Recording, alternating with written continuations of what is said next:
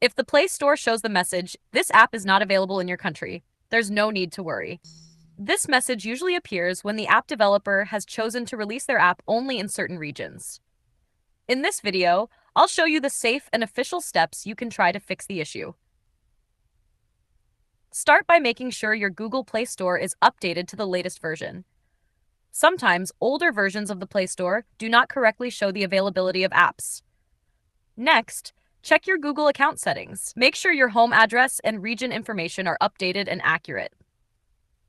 If you recently moved to a new country, updating your region in Google Payments can help the Play Store show the correct apps for your area. If you're using a work account or school account, some apps may be restricted. Try switching to your personal Google account and check again. Sometimes the issue happens because the app truly isn't released in your country yet. In that case, the best option is to wait for the official release.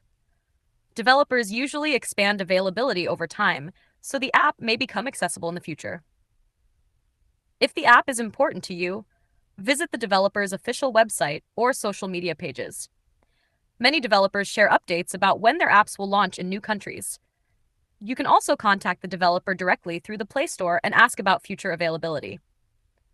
And finally, always remember to follow Google Play policies and your local laws.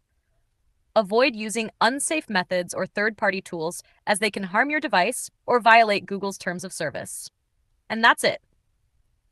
These official and safe methods will help you understand and fix the app not available in your country issue on the Google Play Store.